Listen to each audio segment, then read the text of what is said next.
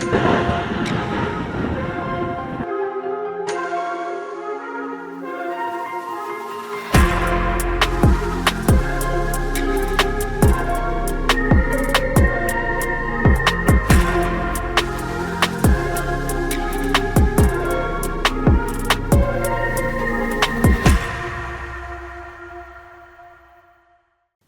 everybody and welcome to yet another episode of The Graveyard Shift, where we look into all things weird, crazy, supernatural, cryptids, ghosts, monsters, whatnot, everything. If it's spooky, if it's creepy, if it's unexplained, we will talk about it here.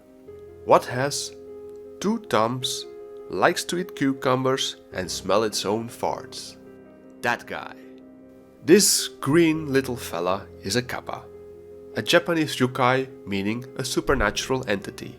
These water demons or river children are reptilian humanoids that dwell in bodies of water, usually rivers or streams, all over Japan, making its home in the land of the rising sun. Since the Edo period, and maybe even earlier, the Kappa has risen to one of the most well-known yokai of the country, mainly illustrated as a scaly-skinned, hairless, kid-sized turtle humanoid with a turtle shell and beak.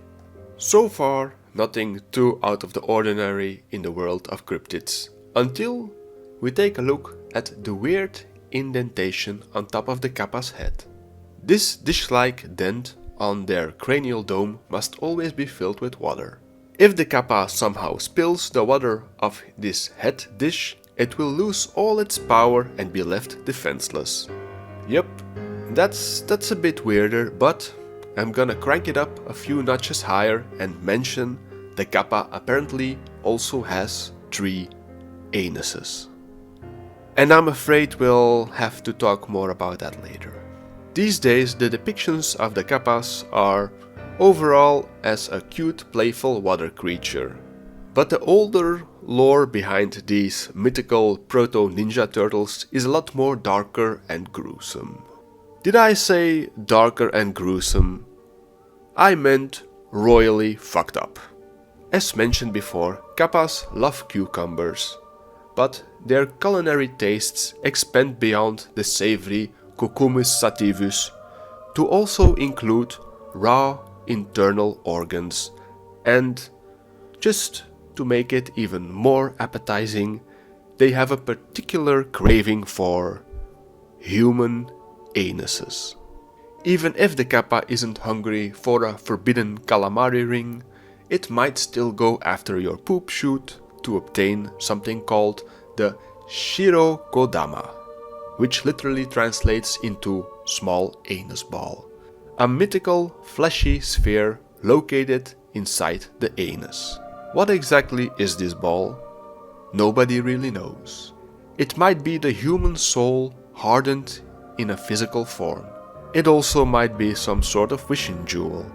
Or it might just be a fantastical way to describe the liver. Why do the Kappa want this shirokodama anus ball? Again, nobody really knows. Either they eat it like an appetizer before the main course of anus and cucumbers, or they could offer it as tribute to a dragon king of the sea. Why would a dragon king want a fleshy human anus ball? We'll never know. A more down-to-earth but equally nasty explanation of the origins of the whole tale of the shirokodama and the anus ball pinching Kappa is that drowning victims were often found with open, extended body cavities, which made it seem like something was violently removed from those body cavities. But enough talk about anuses and anus balls, let's talk about something less graphic. The Kappa is also known to violently drown people, bite them to death underwater, and violate women. Okay, that was still pretty graphic, but at least there was no butt stuff. Wrong. The Kappa has 3 anuses and can pass farts 3 times as much as a human. And just like some people, they love the smell of their own farts. They aren't too fond of human gases though, which is surprising considering their borderline ass fetish. So how do you prevent yourself from being goat-seed by a Kappa? Well, first off, if a kappa manages to get you in the water, you're cooked. In water they are extremely agile, and despite their childlike bodies, they can easily overpower an adult human. I'm sorry to break the news, but you're losing your anus ball. If you encounter a kappa on dry land, you actually have a good chance to keep your sphincter intact. Despite being somewhat of a mischievous deviant, the kappa is a very honorable and polite critter. If you bow to a kappa as a traditional Japanese greeting, the reptilian yokai will be honor-bound to return the bow, thus spilling the water of its cranium dish, resulting in it losing all its power. The defeated kappa might offer its friendship and loyalty to the human that bested it. The kappa came to eat some ass, but left with a friendship for a lifetime. Just like in a Disney movie, folks. Another way to literally save your ass is bribery with cucumbers. For some reason, these Shalonian water spirits really love cucumbers, and will even prefer it over human flesh. This tidbit of lore even inspired the creation of the Kappa maki, the cucumber roll, a staple in Japanese sushi cuisine. Thus offering an attacking kappa the nutritious vegetable can spare you from its wrath. The kappa also has a softer side. Kind-hearted kappas have been known to befriend lonely people and enjoy playing games of skill like shogi and sumo wrestling. They're also very intelligent and able to learn human languages and have a vast knowledge of medicine and setting bones, which according to legend are skills they passed on to humans. The kappa was both revered and feared, so it's no surprise you can find shrines to these cheeky turtle yokai all over Japan, where you can leave a cucumber to appease the local kappa. I had the pleasure of visiting one of these shrines last year when I found myself in Tokyo. This particular temple, Sogenji, or Kappadera, even had a peculiar relic, the mummified arm of a kappa. Safe to say, I left a generous donation of coins at the temple to safeguard myself from any backdoor invasions during my stay in Japan.